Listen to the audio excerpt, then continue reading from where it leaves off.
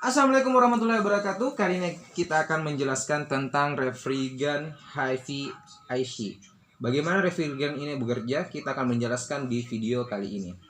Bagaimana menggerakkan energi termalnya di sekitar sistemnya. Dan kali ini kita disponsor oleh VOS sebagai sponsor utama dalam video episode kali ini. Dan sumber informasi yang dapat membatasi atau mendapatkan informasi tentang refrigerant yang alami dan ramah lingkungan.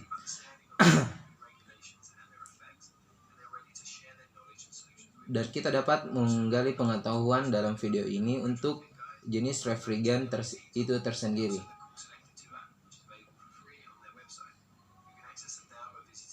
Dan kita dapat mengaksesnya melalui situs tersebut.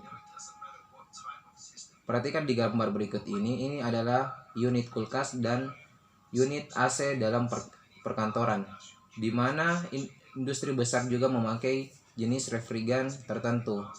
Pada intinya, pendingin ini digerakkan oleh kompresor dan kondensor untuk melakukan ekspansi.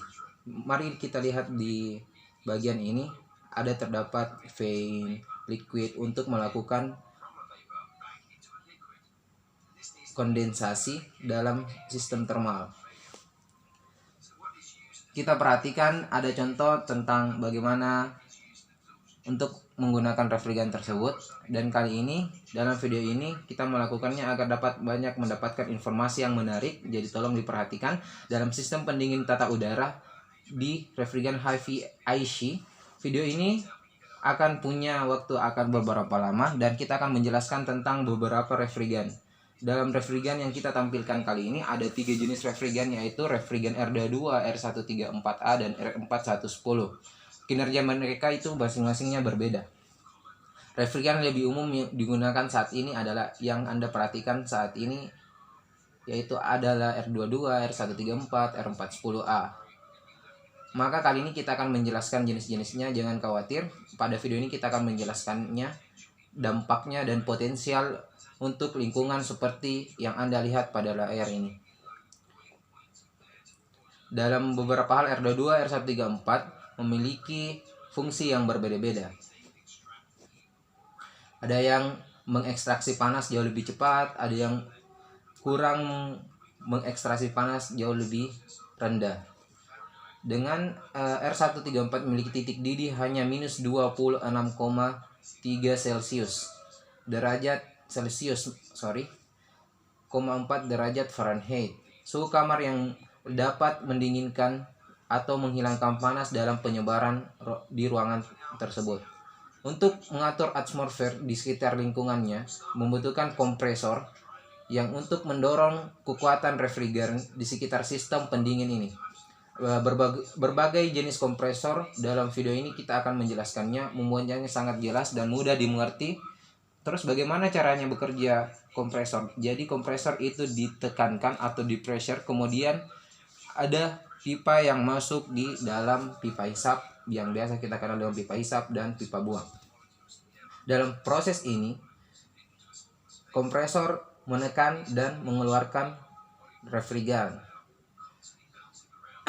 Dan di sini terjadi perubahan color ditampakkan dalam video ini. Di sini ada volume untuk menafsirkan bagaimana pekerjaan kompresor dalam sisi originalnya atau dari kondisi yang starting awalnya. Suhu dan tekanan akan berubah ketika kompresor bekerja. Logikanya kita pada pompa ban dia dapat menekan pressure untuk seperti gambar kompresor ini. Ada beberapa bagian kompresor seperti fan untuk mendinginkan atau mengevaporasi dalam kondensor.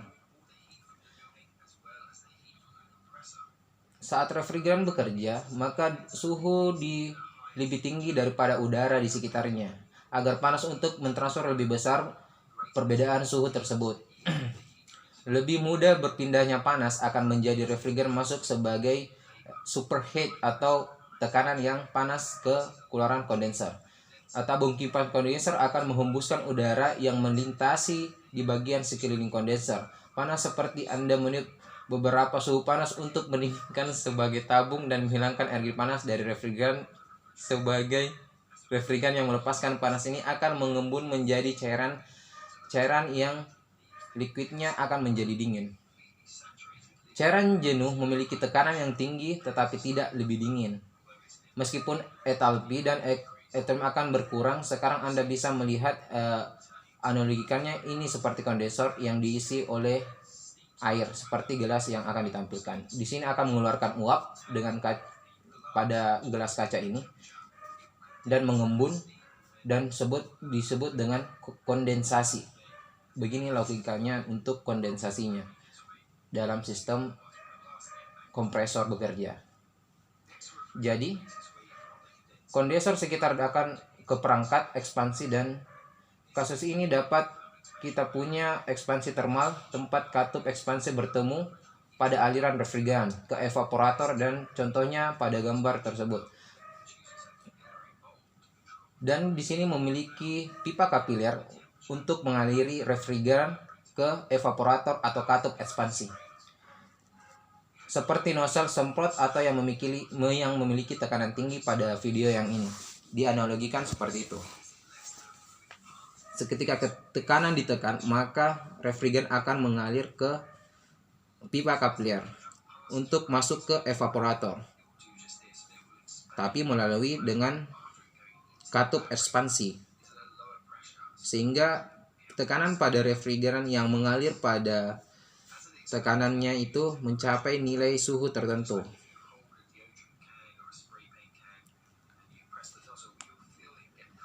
Saat kita seperti juga dianalogikan seperti pilox ya, memerlukan tekanan untuk mengeluarkan cairannya, sama dengan halnya kompresor, pressure-nya juga harus ada untuk melakukan kondensasi agar suhu ruangan di dalam yang kita tentukan mencapai titik dingin yang kita inginkan, agar menghembuskan udara melalui ekspansi yang melintas pada pipa kapiler menuju evaporator dan kemudian dihembuskan oleh blower nantinya, dan akan menguap di sekeliling ruangan.